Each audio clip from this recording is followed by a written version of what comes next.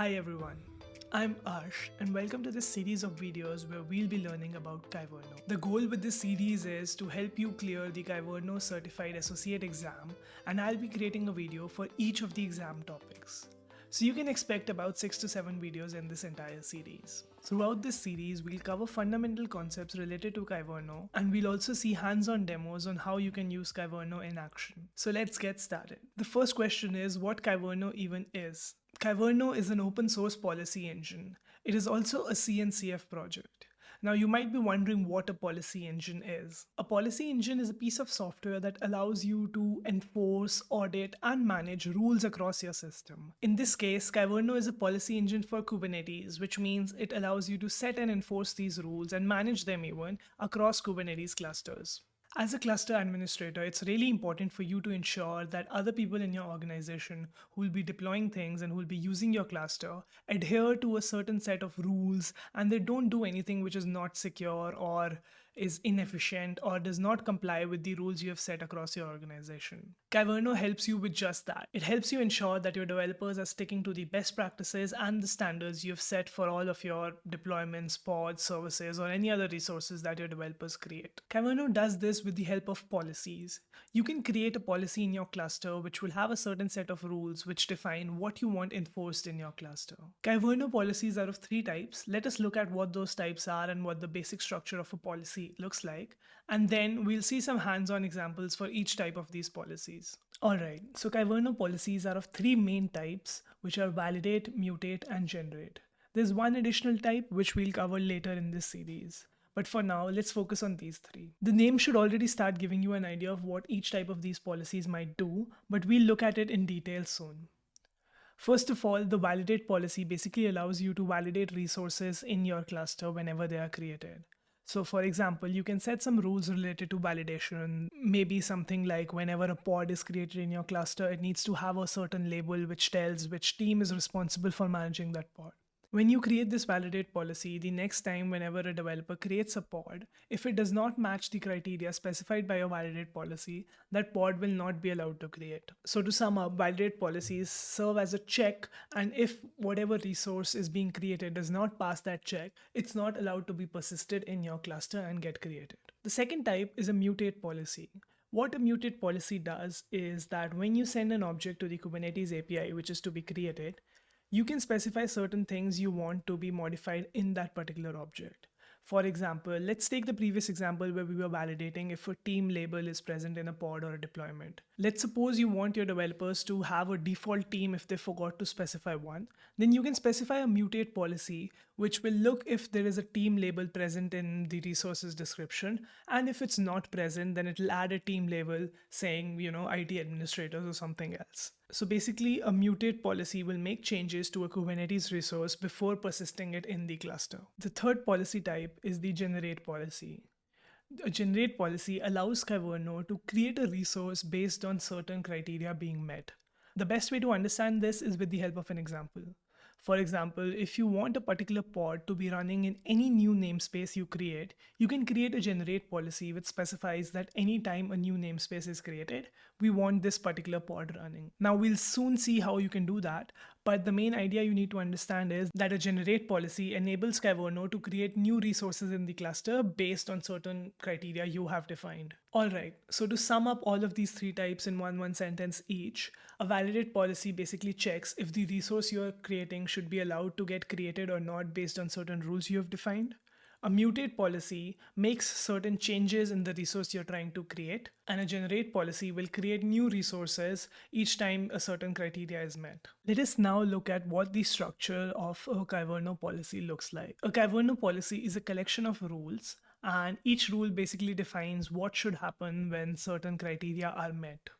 So each rule would have a match and exclude block, and a match and exclude block are the ones which are responsible for the criteria when the policy action should kick in. So going back to the example of adding labels anytime a pod is created. So in that case, in the match block, we would want to specify that whenever a pod is created, we want to match all of these pods. And this will make sense when we look at the code example. But in this case, you might want to exclude certain namespaces. Let's say you have a testing namespace where you do not want this to happen. So you can specify those particular namespaces where these pods will not get matched. So anytime you create a pod in ABC namespace, it will get matched. But if you create a pod in the testing namespace, it will get excluded. So match and exclude basically allow you to fine tune when your policy rules should kick in.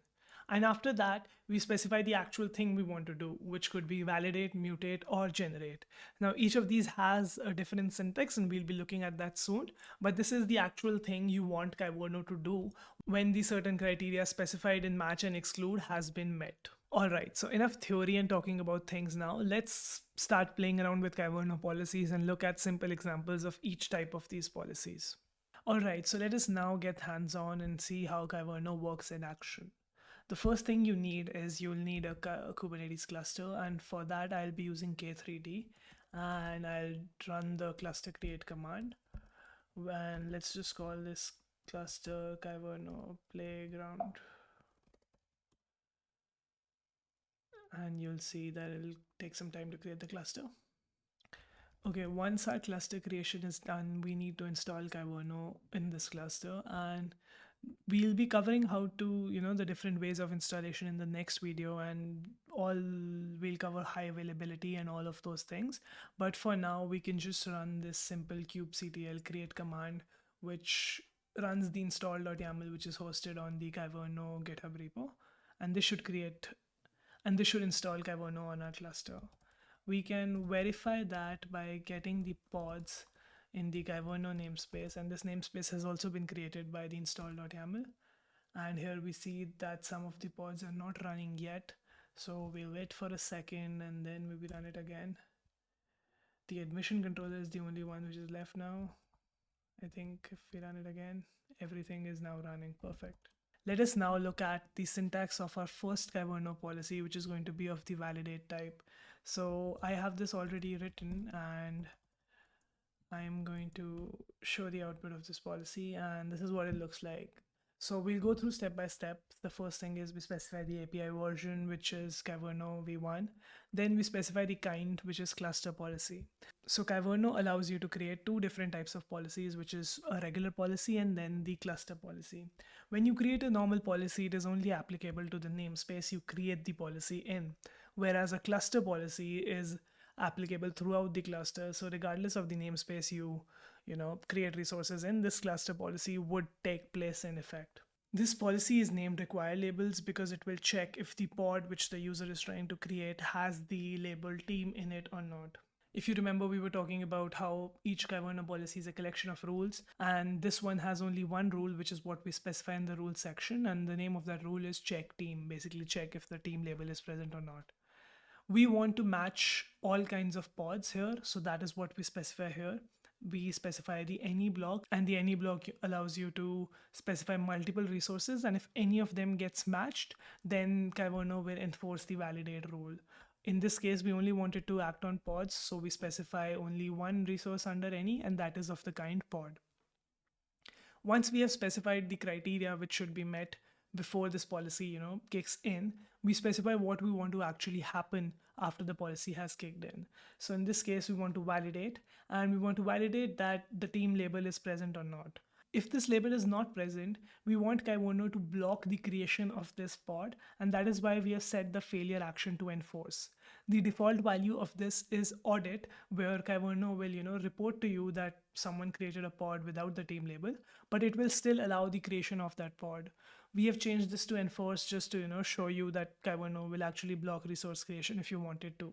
After that, we specify a message, which is basically what we want to show to the user when their pod is not being created, so that they have some idea what they might have done wrong.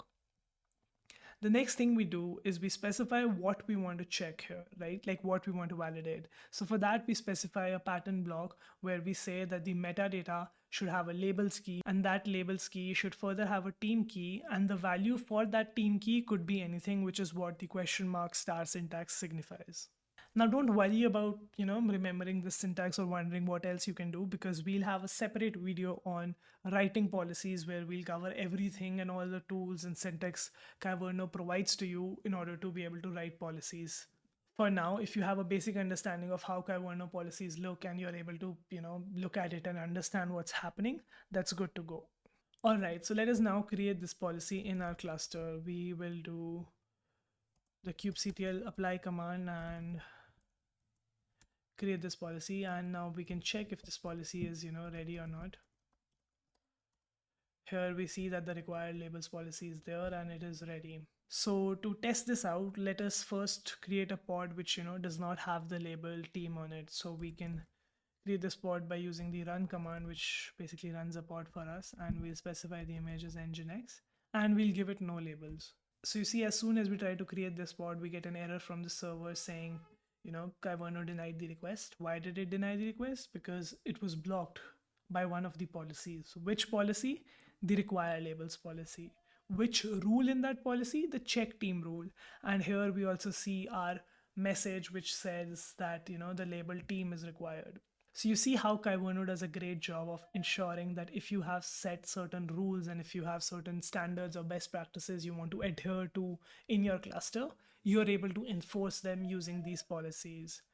But this is not it. Kyverno also intelligently applies policies written exclusively for pods to all standard Kubernetes pod controllers, which means things like deployments, stateful sets, etc. So this is done using its rule auto generation feature, which we'll look at in a future video. But I still want to show you that right now, if you create a deployment and not a pod, which is what we specified in the policy, like a policy mentions a pod, like it matches all pods, but right now we create a deployment and we give it the type, we give it the image of nginx, even this gets blocked by Kyverno.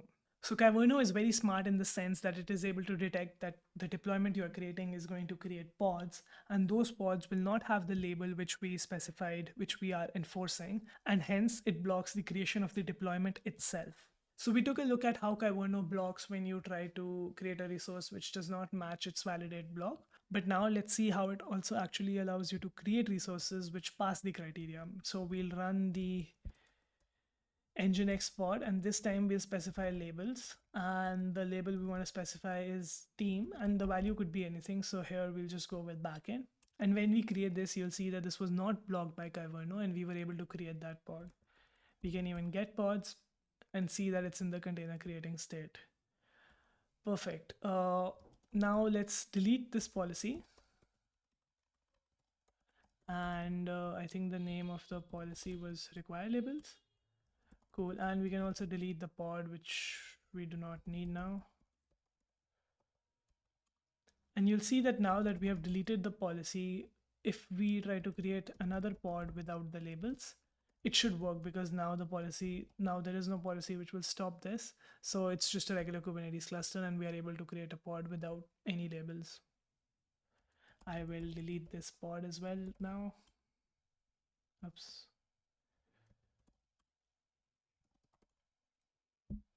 All right, so we just took a look at the policy of type validate. Now we are going to look at a mutate policy. Just how our validate policy was checking, if the pods have a certain label or not. This mutate policy will add this label if, the pods do not have a label. So let's look at this policy and we'll discuss step by step what is happening here. So again, the kind is cluster policy. The name is add labels because we are adding labels this time. The rules block is actually pretty similar if you look in terms of structure, because it is the same thing. We specify a rule and then we specify the match type. And in this case, the match type is exactly the same as the previous policy, because here too, we just want to match pods. This block is different because instead of validate, we use mutate here. And the first key we specify is patch strategic merge. Strategic merge patch is a way for us to tell Kyverno that we want to merge what we are specifying instead of replacing what is already there in the resource. So basically this tells that, like in metadata labels, whatever is the existing stuff in the pod, we want you to merge this particular thing there. And this syntax of, plus in brackets team means that if a team does not exist, then add this value. But if it already exists, then do nothing. Now we'll be learning about all the different ways Kyverno provides you to, specify and, or, and all these kinds of operations. But for now, what you need to understand is that patch strategic merge will basically add the fields that you have specified to the existing fields in the resource you're creating. And this particular syntax says that, if a team exists, then do nothing. But if it does not exist, then add a team label, which has the value of bridge 4. So let us apply this policy in our cluster.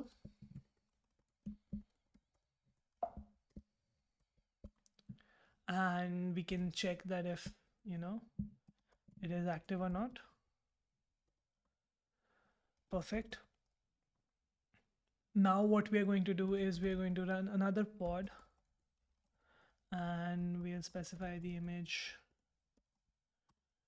And our pod is obviously being created because there is no validate policy to block it. But now when we get this pod and check its labels, we'll get it in the YAML syntax.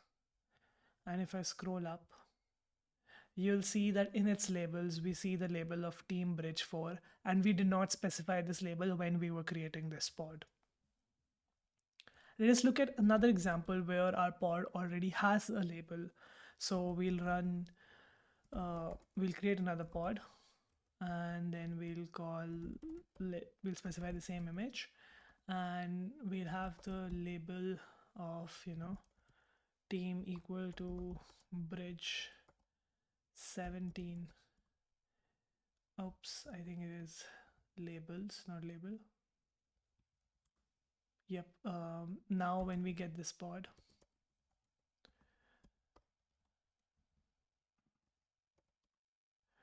and we scroll up to see its labels, you'll see that, the team bridge 17 label is there, and Kyverno did not apply the team bridge 4 label because it already found the team key in this pod. So it allowed it to, retain the value it had instead of replacing bridge 17 with bridge 4, which is what we had specified in our mutate policy.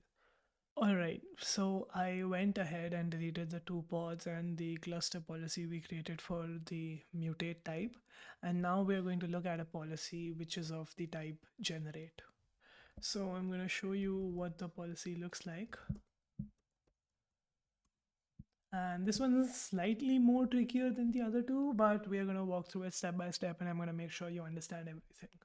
Again, the type, let me just tell you what we're doing in this policy. What we are doing is that anytime a namespace is being created by the user, we make sure that a pod runs in that namespace by default. Like the user does not have to, run a pod. And now this might not match any actual real life use case, but I wanted to keep things simple and show you what Kyverno can actually do. And then, we'll talk about the actual use cases. So we specify the name of this policy, which is sync pods, and then we specify a rule. And in this rule, unlike pods, this time we are matching namespaces. So anytime a namespace gets created, we want this rule to kick in.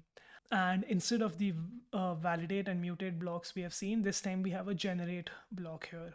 In the generate block, we specify what we want to be generated. So we specify the API version, we specify the kind, which is a pod.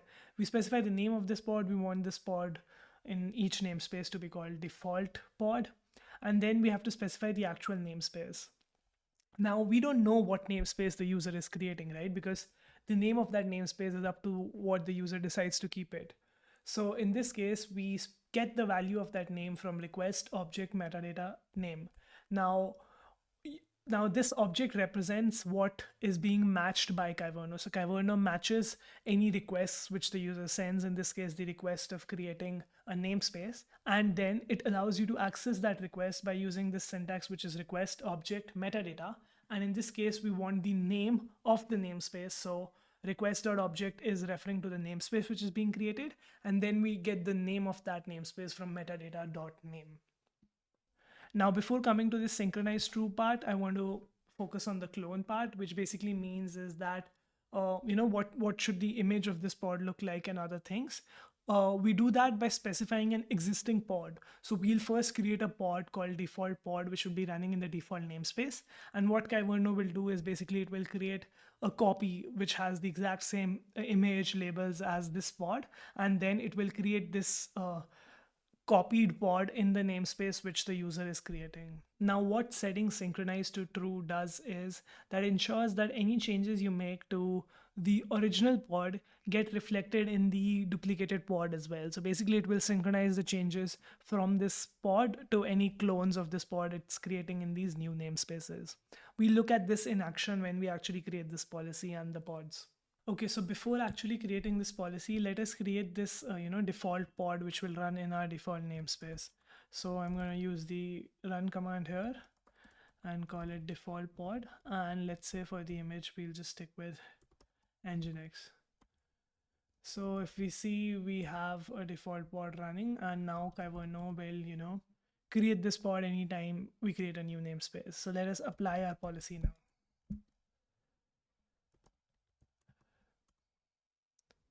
As soon as we apply this policy, we see an error, and that is expected.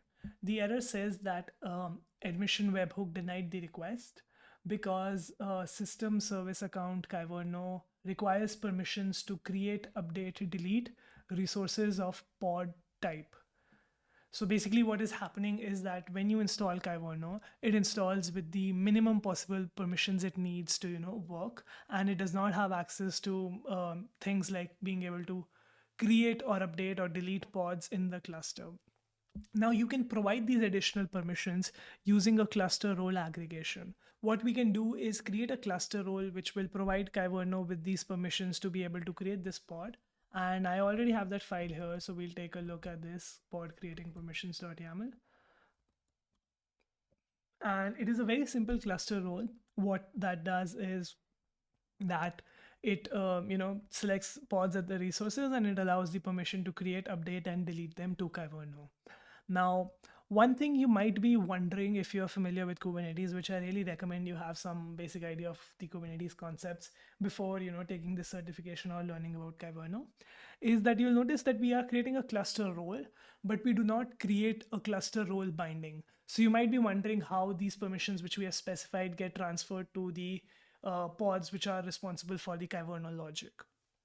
This is because Kubernetes allows aggregating cluster roles using labels.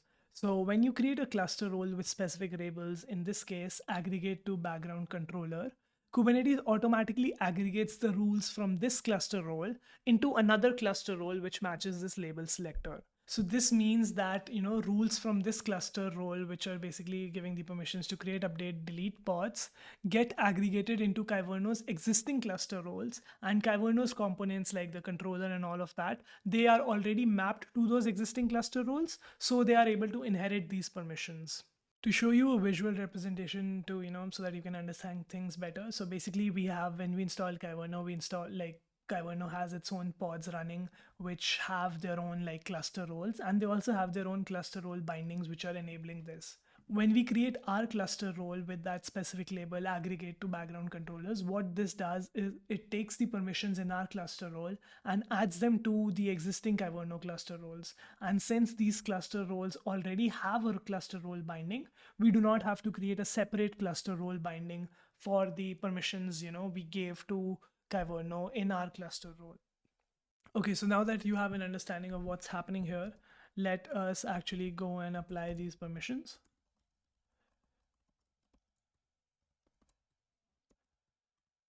Once we have this cluster role created, we can simply now apply our policy, which was generate.js. And now we have that policy here. Oops. And we see that it is ready. But we can also see that our default pod is also now running. And let's get the namespaces we have. So we have basically 5 namespaces right now. And let's create a new namespace and see if Kyverno is able to actually generate the pod in that namespace like the generate policy instructs it to or not. So I will create a namespace called maybe test namespace. And you see that the test namespace has been created. And let us now try to get the pods in this test namespace. And there it is. You see that the default pod, which was not created by us, it automatically got created by Kyverno as soon as we created a namespace. Now, if we get namespaces, we see that we have 6 namespaces. And if I were to create another namespace, which we can call another one, you'll see that this one too would have the pod there. So I'm getting the pods in this namespace. And you can see that our default pod is running here as well. Let us now understand the synchronize feature we saw in the generate policy before. So what we can do is that, let's get this pod in the namespace, which was test namespace, and let's see the labels on this pod.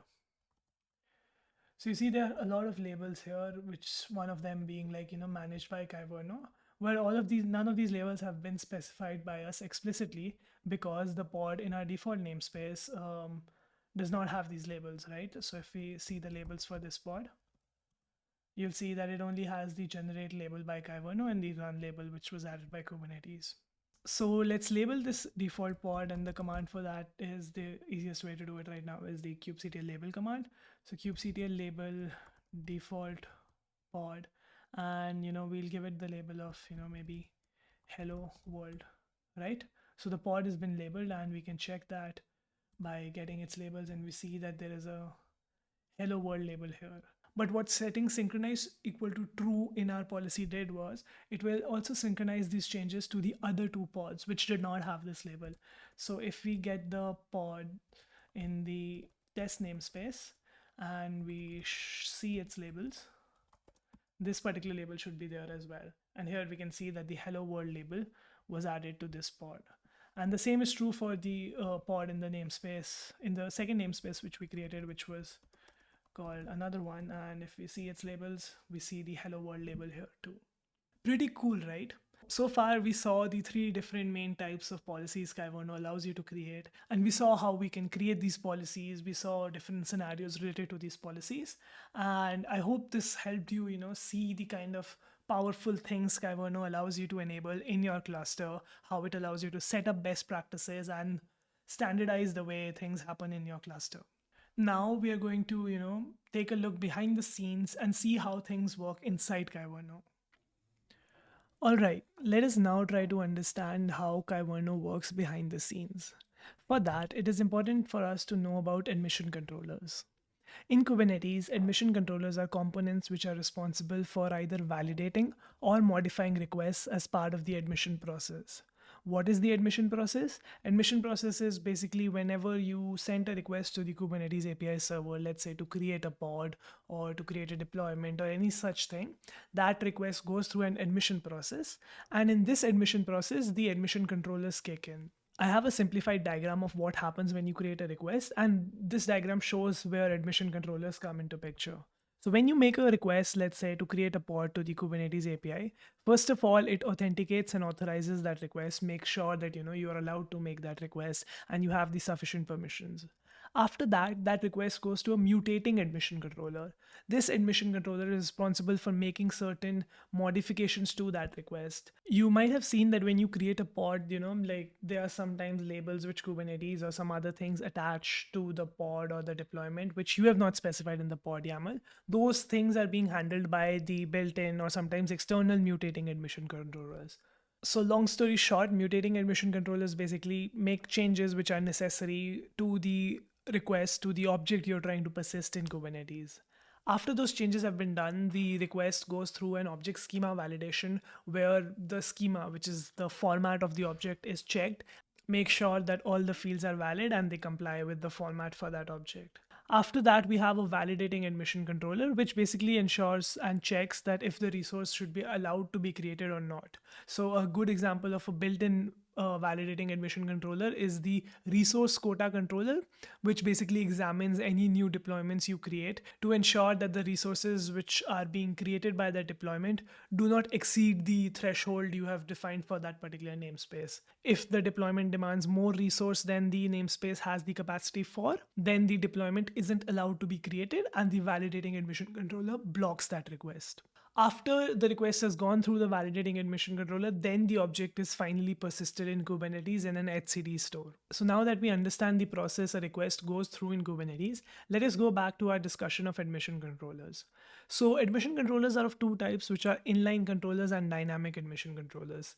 Inline controllers are the resource quota controller, like we just talked about, which blocks creating deployments in a namespace if they demand more resources than you have specified. Dynamic admission controllers are something which allow you to define custom logic on what should happen when a request is made. And Kyverno is one example of a dynamic admission controller. Now, custom logic like the one Kyverno enables you for using its policies, it is made possible by two controllers, which are the dynamic admission webhook and the validating admission webhook. Before we look into what each of them does, it's important to be on the same page about what webhooks and controllers are. I'm not talking about admission controllers, I'm just talking about general controllers in Kubernetes. So a controller is a piece of software which is basically, runs inside a pod and which basically listens to requests which are sent to it and then replies back with some response. A webhook, on the other hand, is a general software engineering term, which basically means is that you have something running, and when an event takes place, this webhook sends a request to a particular place, notifying that place that the event has taken place. So in this case, you can start to map things out. Let's take the example we were talking about of the creating a pod which has certain labels or not. So the webhook is the webhook is the part which is responsible for detecting that, a pod, that the user is trying to create a pod. It catches that request, it sends that request to a controller, and then a controller decides based on the conditions we have specified in the policy that, the pod should have these labels. And based on that, it will send a response back to the webhook, letting it know that, if the resource creation should be allowed or blocked, and then the process goes so on and so forth. So mutating admission webhook is responsible for making changes to the object when it is created, and a validating admission webhook is responsible for making sure that the object that has been created complies with the policies that you have set in your cluster. Let us go step by step and see how Kyverno fits into the picture we were talking about earlier. So when you install Kyverno on the cluster, then it has certain controllers running which have the logic related to, how to respond to policy objects and how to respond to rules you create via policies. Now, anytime you create a Kyverno policy like the ones we saw in the previous demo where we were creating, policies to check for labels or policies to add labels.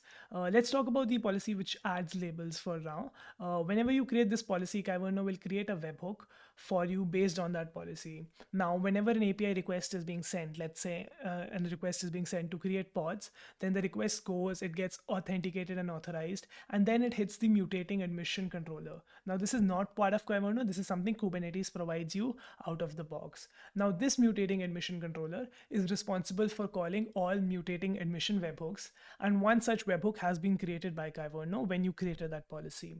So what this admission controller will do is it will call this webhook, and then this webhook further communicates with the controller, and then that controller knows how to respond to that request. So the mutating admission controller basically receives the pod request, it sends that to the webhook which Kyverno created based on the policy. Then the webhook sends that when it receives that to the controller, and then the controller knows how to respond to that request. It knows that, you need to add a team label if a team label isn't already present. So it makes that changes, it replies back to the webhook accepts that, it lets the mutating admission controller know, and then it goes to the next step, which is object schema validation. The same thing happens in the validating admission controller as well. When you create a policy, a webhook would be created and there would be a controller, and it would reply back to the request, and the validating admission controller would know whether to block the creation of that resource or to allow it. The only difference between the validating and the mutating admission controller is the order in which they call the webhook. So if I were to just move this part to the side to make my point a bit more clearer, and let's assume that the controller is here and not in the, like, this is the Kyverno controller and the webhook is talking to that. Mutating admission controller would call the webhook call the multiple webhooks, because you can have multiple policies, right? So it would call them one by one. So one webhook would create changes, then it would send those changes to another webhook, which you could have like another rule which checks for annotations and so on and so forth. And each webhook receives the object after the changes has been made by the previous controller. So let's say this policy and this webhook was responsible for adding labels. Then it adds those labels, sends it to this webhook, which may be adding annotations or something like that, and so on and so forth. Whereas for the validating admission controller, what happens is that when you have multiple when you have multiple like webhooks, and which means you have multiple policies, all of them get called parallelly. So the validating admission controller would send that request to the webhook 1, which may be checking that if the pod has a teams label or not. Then it will send it to webhook 2, which will check that if maybe the pod is running the right image or not. Then webhook 3 might check if the pod has the right annotations or something like that. And if even one of these webhooks blocks that policy based on the response it gets from the controllers, then the validating admission controller fails and it does not allow the object to be persisted in the Kubernetes storage.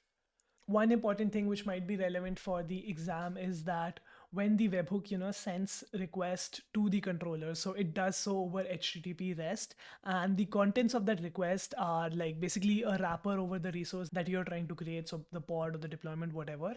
And this has like some information related to who made that request, or like what was the thing which was responsible for making that request, and the actual contents as well. And this entire package, which has the details of the request and who made them, this is called admission review. So this might be a term you might get asked in the exam. So this is just important to know that the webhook sends the admission review to the controller. The controller decides what to do based on that, and then it just lets the webhook know what decision or changes it has made. Another important thing to note is that when the mutating admission controller calls these webhooks one by one, it does so in the lexical order. And what is the lexical order? Basically, it means that things get called alphabetically. So if this webhook is called alpha and this is called bravo, then the alpha webhook, because it starts with A, would be called before the bravo webhook. So you need to take care of that, like in case the order is relevant when you are creating policies and webhooks in Kyverno. Another thing which might be important to note is that in the validating admission controller, like we saw that all the webhooks get called parallelly.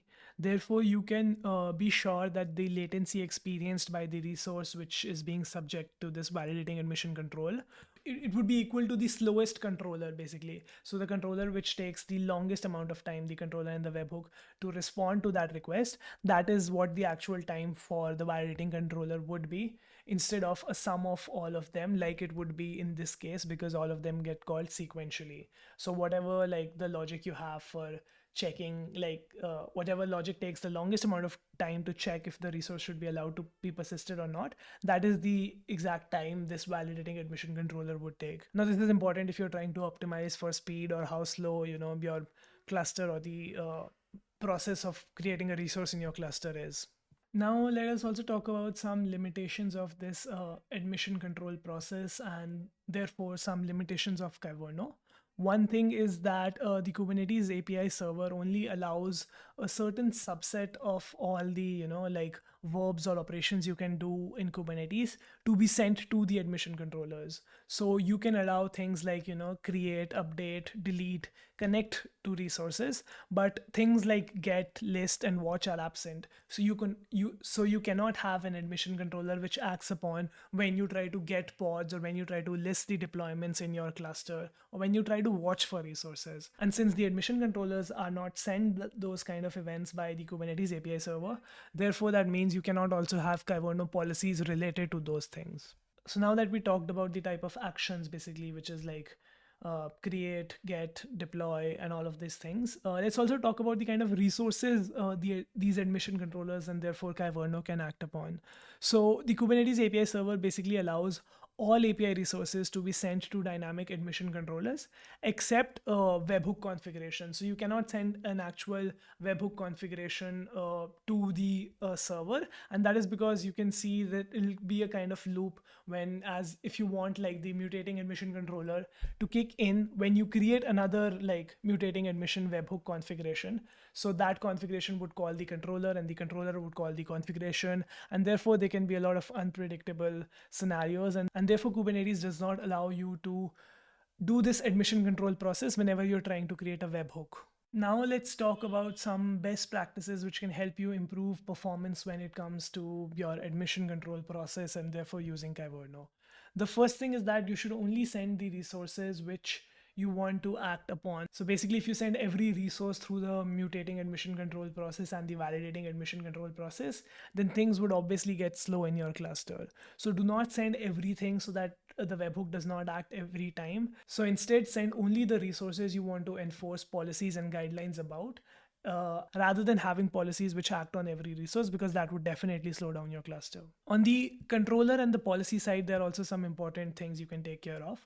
The first is controller scaling. So you see how the webhook calls the controller, right? So Kyverno supports scaling these controllers both horizontally and vertically. So you could have multiple controllers which can serve requests, which can be useful in the case of like validating where you're parallelly calling requests. And you can also have one controller which has like more resources, so it is able to serve requests faster and give you better performance. Next, the other thing to note is that sometimes what will happen is that you might be checking for something, maybe like the image tag being valid or the image being secure or things like that, and for that your controller might be calling an external service. So in that case, it is really important to check that the controller is able to call this external service efficiently, because if there is a delay in the communication between the controller and the external service, your controller will take time to respond back to the webhook. And one thing to note is that this process does not continue until the webhook receives a response from the controller, and then only it moves to the next step of the object schema validation. So if there is a bottleneck in this part of the process, then your request would be stuck here and it would not go there. Similarly, it is important to note that while we are talking about the response time between the communications for these two things being fast, but the response time is irrelevant if your controller cannot respond back to the webhook at all. So the controller must remain available so that it can be reached for callbacks from the webhook and the API server. And this availability of the controller can be disrupted in a number of ways. So maybe if there's some cluster failure, or maybe this controller is down, or there is like improper scaling issues and all of that. So having multiple replicas for your controller is something you can do to mitigate those risks. Now, the last two things you need to understand is that one, this admission controller is like a privileged piece of cluster machinery. So this should only be allowed to be configured by users who have like admin privileges over the cluster. And this should exist in its own namespace. So like you saw in the demo also, we installed Kyverno in its own particular namespace and nothing was being deployed there. So that is one best practice you should definitely follow. Keep the pieces of the controller and the webhook separate from like where you actually deploy your apps or other things.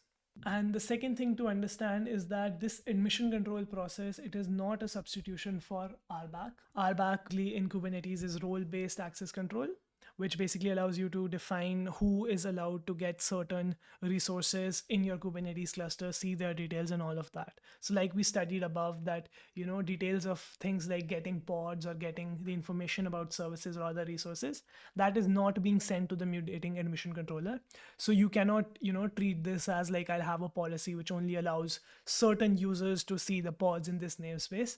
This admission controller and Kyverno is not a substitution for that. For that, you should be using RBAC in Kubernetes. Alright, so that brings us to the end of this video. I hope you enjoyed it and learned something about Kyverno. If you're preparing for the exam, I really hope you take the time to, go through the video and then go through the blog I'll have in the description of this video. And if something is not clear, check out the Kyverno documentation. It's pretty good, it's detailed, and it will definitely help you clear some concepts out if you missed something in the video or if you didn't understand something completely. Now, lastly, before I end this video, I want to touch upon something which, people usually cover at the start, and that is like some use cases for Kyverno. But I kept that till the end because I wanted you to see the project first, understand how it works, so that you're able to relate the use cases and the ways it's used in like production or in companies much better. Okay, so the first use case and probably one of the most important ones is security. In Kubernetes, there's already a built-in admission controller called pod security, which makes sure that containers and pods do not run as root and have a lot of privileges. But a lot of the times, this built-in admission controller is lacking in certain areas. So in those areas, you can use Kyverno to impose more restrictions on the pods and ensure that they don't have more permissions than needed, and therefore enhancing the security of your clusters. The other is governance. Like every organization has certain standards when it comes to your Kubernetes cluster. You want things to be well maintained and well managed and easier for you to govern. So you might want a label on every deployment or app, denoting which team is responsible for maintaining that, like we saw in the demo videos. And Kyverno does a really good job of enforcing those best practices across your cluster.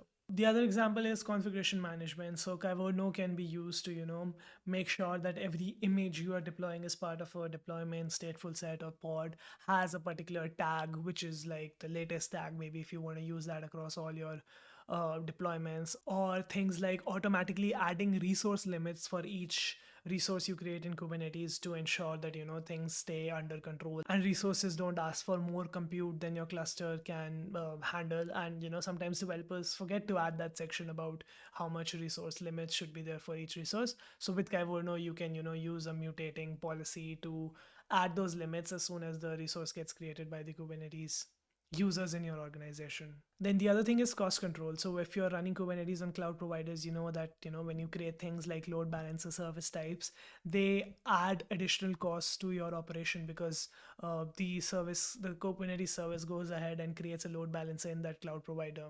So with Kyverno, you can enforce that at a particular time there should not be more than 3 or 4 load balancers created in your cluster, and hence you can ensure that not every developer is spinning a load balance service and increasing your cloud bill. And one of the last examples is supply chain security. So Kyverno can ensure that the images you're using in your cluster, they are properly signed and it can verify them with the help of the key. And we'll be taking a look at this in the writing policy section, but this is one other area where Kyverno can help you make your cluster more secure.